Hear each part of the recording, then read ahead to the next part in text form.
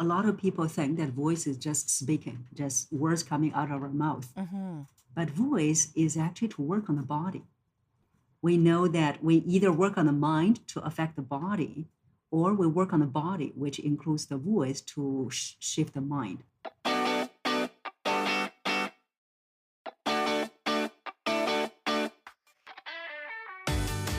Welcome to Audio Branding, the hidden gem of marketing. I'm your host, Jody Krangle, and this podcast will discuss just how sound influences our behavior. I generally talk about this in the context of advertising and marketing, but there are other places this is important too. I really feel that it plays a much more important role in our lives than maybe we realize. So let's delve a little deeper. This is the second part of my interview with Cynthia Zhai. I've talked with some people who, men who feel that they sound like a woman, or women that feel like they sound like a man. Yes. I don't know why that occurs, but is there a way that they can fix that, or because I don't know that it's necessarily all about the timbre, but all women's voices are not high pitched, all men's voices are not low pitched, so. Yes. But there's got to be something more to it. What do you think? Yes. So, first of all, it has to do with the size, the shape, the thickness of our vocal cords. Good point. So, vocal cords, they are the first part that determines the pitch. And in general, men's vocal cords is thicker, is bigger. Mm-hmm. So when the vocal cords is thicker and bigger, it generates a lower pitch compared to women. So that's why you'll find that in general, men's pitch level is lower than women's. And the second part that determines the pitch is the resonance. Mm-hmm. So that's the part that we can develop. So I do have clients, male, whose pitch is a little bit too high. So whenever they picked up the phone, and they always hear other people address them as ma'am. Okay, yeah. Yes. And so for them, the pitch is too high. And we develop resonance to help them modulate the pitch. I see. So that's something that they can do. For women, I do see in my clients, their either pitch is too low, and we actually bring it up. The pitch can be brought up. Mm-hmm. Or it's because that they're using too much force in the voice. Okay. When you use a lot of force in the voice, like what I'm demonstrating right now, then it makes you sound more like a man. Okay. So that's interesting. Unconsciously, we're associating this kind of strength or force with masculine energy. So when women is using too much of that, then they are heard as men. So I heard that in some of my female clients. They said, "Oh, whenever I'm talking to them, they thought that I'm a man." It's because that when I hear their voice, there's too much force used in the voice. Mm-hmm. So that can also be reduced, which is that when you're speaking, instead of using a lot of air, you can start to use less air. When you use less air, there's less force. Interesting. Yeah. Yeah, I can Yes. see how it would work. What about resonance? Because you mentioned resonance as a way to fix, a Yes. male voice sounding like a female. How do you regulate your resonance? Like, what do you do to change that? So the resonance for most people is not fully developed. So the resonance, they are happening in the cavities in our body. Mm-hmm. So for most people, they're not using all the cavities. And when we are developing the resonance, we want to develop, the resonance is supplementary vibration. The initial vibration for our voice is from the vocal cords. When the air is going out, make vocal cords vibrate. Mm-hmm. So that's the initial vibration. But the vibration on the vocal cords is very weak. That's how it's like when we're whispering. Uh-huh. So if we only rely on the vocal cords vibration, all we hear is whispering. The reason people's voice can be heard audible is because of the resonance in all the cavities. Oh, I see. Okay. Yeah. But for most people, because of the wrong way of breathing, they are only using 4 out of the 5 cavities for resonance. So the 4 out of the 5 cavities, they are the nose, the mouth, the throat, and the voice box. So they're only using 4 out of these 5. The 5th is the chest cavity. Ah, So we can develop the chest cavity resonance to help them modulate the pitch. I see. Okay, that's really interesting. Yes. Yeah. So does that, and again, that's having more breath and being able to get it everywhere it needs to go, I guess. So for the resonance, we need to make sure, number one, the proper breathing is a habit. Mm-hmm. If it's not a habit, then the resonance is not going to happen. And then 2 is we want to make sure that this area, the chest cavity area, the entire area, needs to be very easy to generate vibration. Mm-hmm. Because it's not being used, because it's tense. So for most people, even if they want to use it, they couldn't. Yeah. Because it's not being trained. Mm-hmm. And that's why that after breathing, we need to train this part, the chest cavity area, to be very easy to generate vibration. Yeah. Yeah. It's really interesting how our biology works in all this. Yeah. Yes. Yeah. So I know that you work with a lot of different clients. Do you have any particular case studies that you could talk about where someone came to you with something they really needed help with and then blew everybody away when you were done? Yes. So there are so many of them. And I am very proud of their progress. Mm-hmm. So I can think of 2, a lady and a gentleman. Mm-hmm. So the lady, when she came to me, she was rejected twice for promotion. Oh. And she was applying with her boss, and then her boss rejected twice. And she said, "Why is that you rejected me twice?" And the boss said, "Because of your voice." So your Really? voice doesn't, yes. Wow. That's a real demonstration of how powerful it really is. It can keep you from getting a promotion. That's not good. Because her boss said, number one is that you don't sound like the level you are going to be at yet, Mm-hmm. which is a leadership voice. So even though that her boss didn't say that you don't have a leadership voice, but she said that you don't have the kind of voice that the next level has. And then, of course, the other thing is that when you're speaking, the impact is not there. The impact is not in your voice. And the third reason, her boss said, your voice is monotonous. Oh, okay. Yeah, that's not good. And then so she was very depressed. And then thinking that maybe I need to work for another company. Mm-hmm. But if I work for another company, probably will have the same problem. So she decided to stay and worked on her voice. And we worked on her voice. And usually they work with me for 6 months. Mm-hmm. So in the 6 months, I started to see that she became more and more confident. She also started to see that in her even random gathering, a family gathering for baby shower, she was sharing with me. She said, "Oh, in that baby shower, when I finished speaking, they were all clapping." Wow. Yeah. That's a turnaround. Yes. And then after that, she said, I saw an opening in my company, which is going to be 2 levels up from my current position. Mm-hmm. I am confident and I feel that I can give it a shot. So then I was also helping her to prepare the way she speaks when she is answering the interviewing questions. That's a good point too. How she used her voice. Mm-hmm. So I was preparing for her for the 3 rounds of interviews. So she passed all 3 rounds of interviews and got the job. Oh, good for her. Wow. Yeah. That's amazing. Yes. So Yes. that's pretty transformative. Yes, it is. And also she said, not only I find that my voice was improving, my confidence was improving, I got the job, but also my husband said that I became happier. Oh, that's interesting too. Yeah, I guess the confidence kind of bleeds into everything. Yes. Yeah. The confidence, and also once you have the confidence, you started to become more optimistic, more positive. The energy also changes. Yeah. Yeah.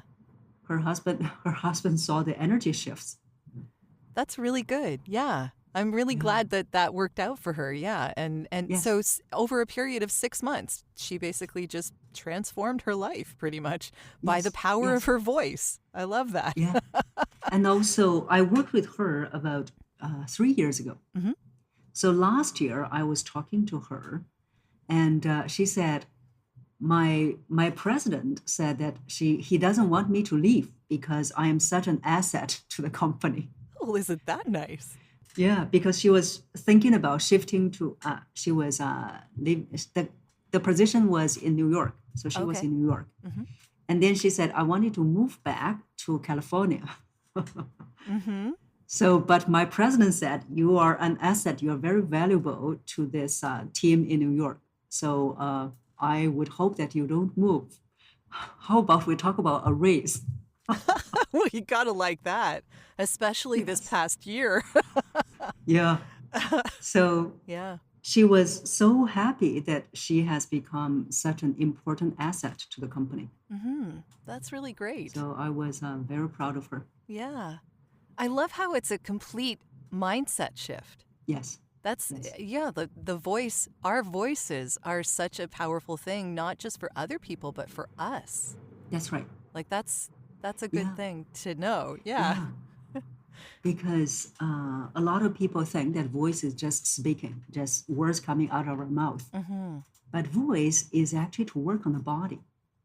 We know that we either work on the mind to affect the body, or we work on the body, which includes the voice to shift the mind. Yeah.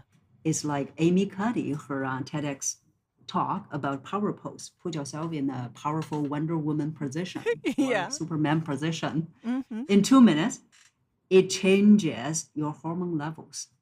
So the body can shape the mind. That is really interesting. Yeah. Yeah. Yeah. I mean, our brains are weird things. That's Yeah. kind of the running theme of this entire podcast, that our brains are strange.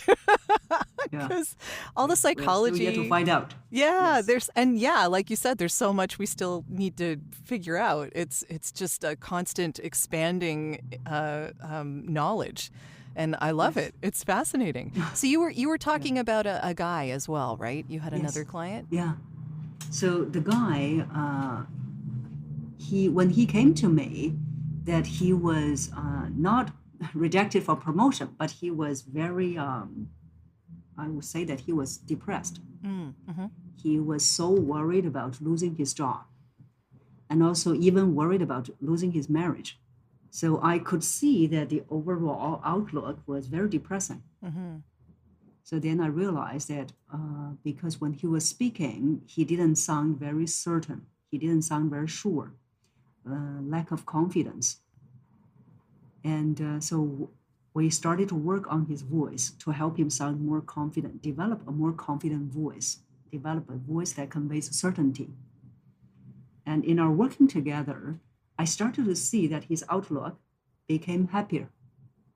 And when we finished working together, he was asking me, he said, "What change did you see in me?" I said, "Besides voice, the most important thing I saw in you is that you became happier." And he didn't need to worry about marriage or losing his job, because in his presentation, once he did a presentation to his CEO together with his boss, and he impressed the CEO. And then after that, his boss said, "Whenever there's a presentation, you go and present." Okay, so he became the guy. He's that guy. Yes. Okay, Yeah. that's good. Yeah. Yes. So that confidence that gave him the certainty, gave him the happiness.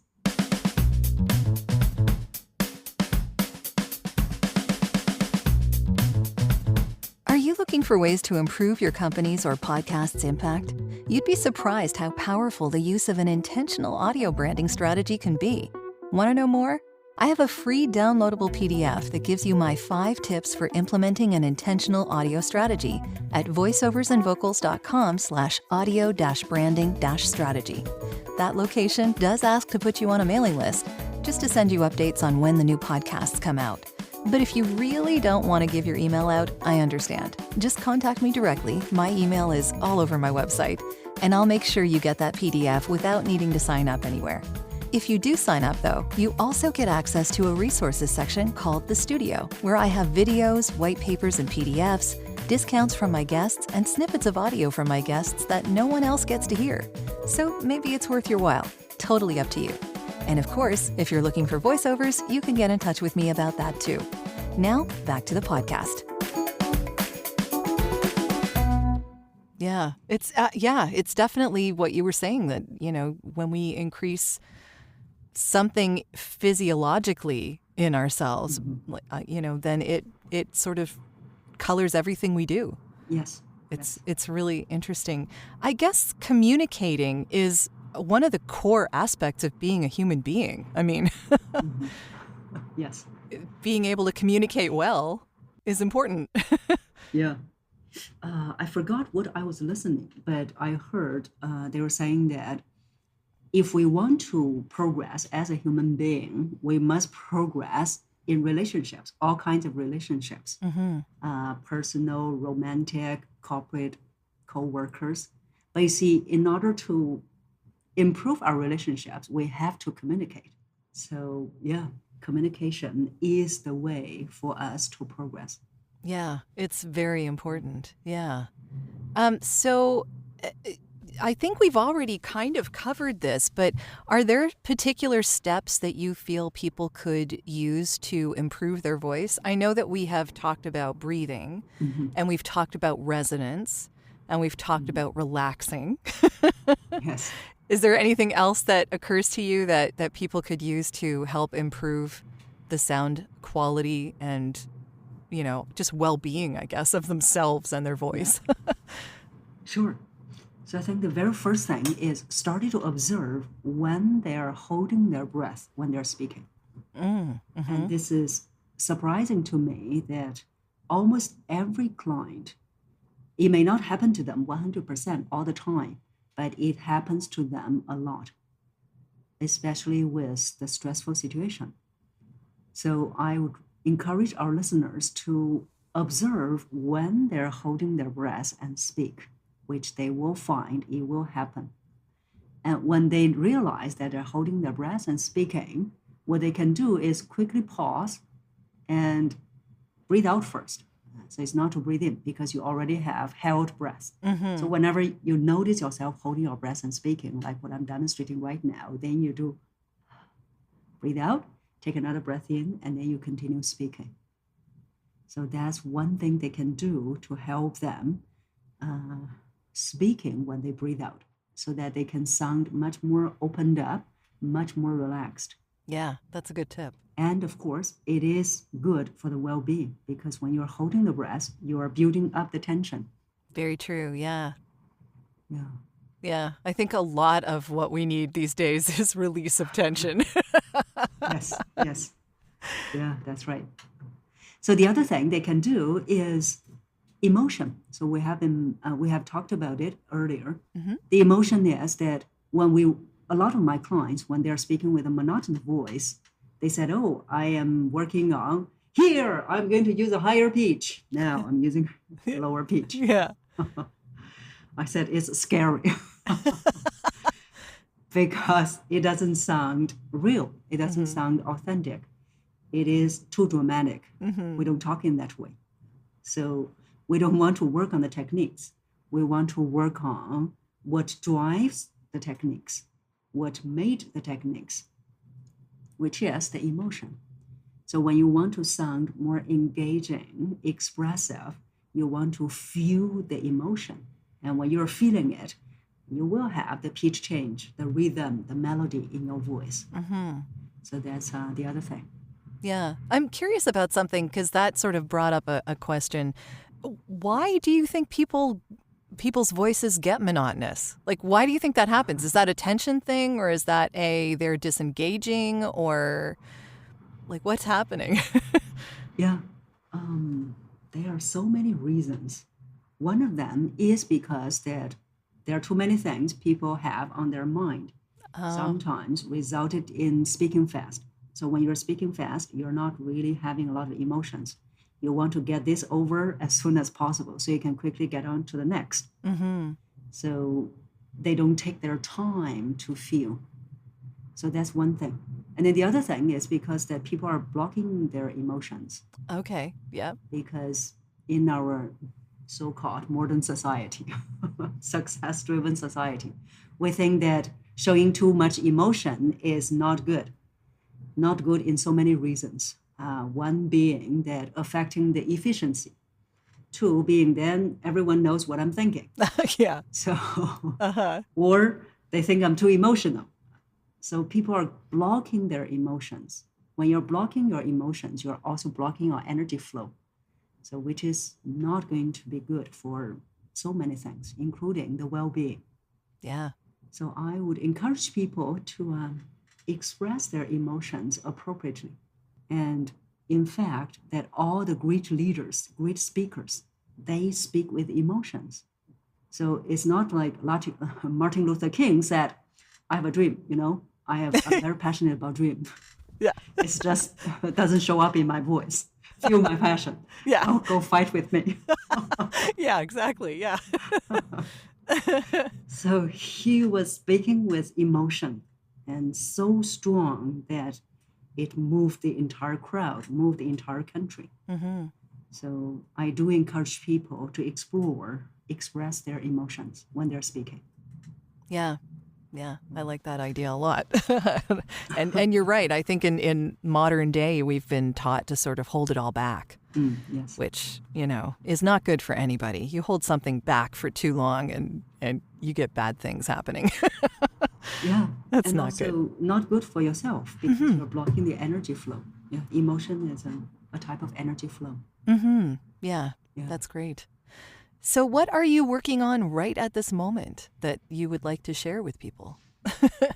So there are two things I'm working on. One is that I always run 2 to 3 times a year group coaching. Mm-hmm. So people can find out on my website. Or follow me on social media, Facebook, LinkedIn, Instagram. So they will get notification whenever the program is open for registration.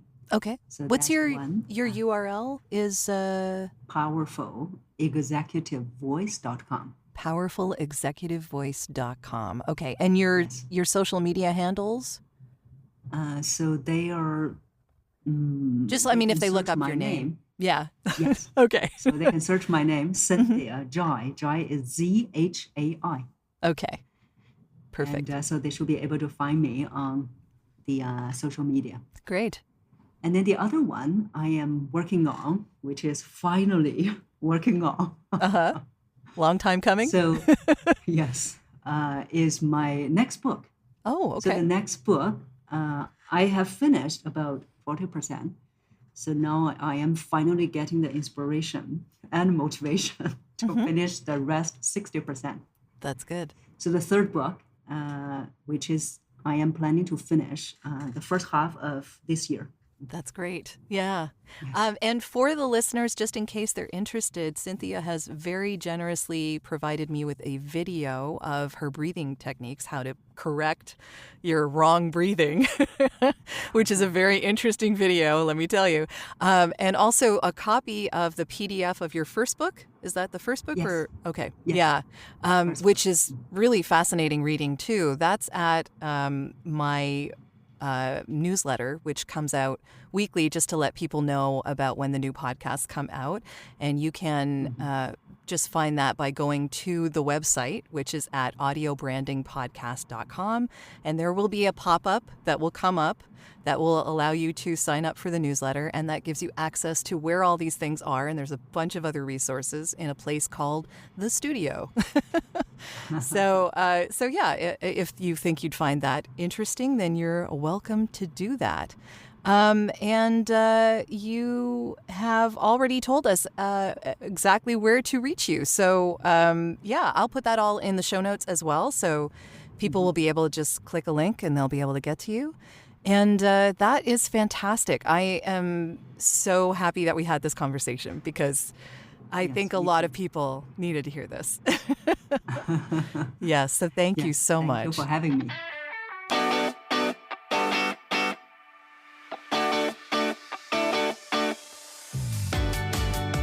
Well, that's the end of this episode. Thanks for listening. And if you like what you heard, why not tell a friend about this podcast? It's available on all the usual outlets. Until next time.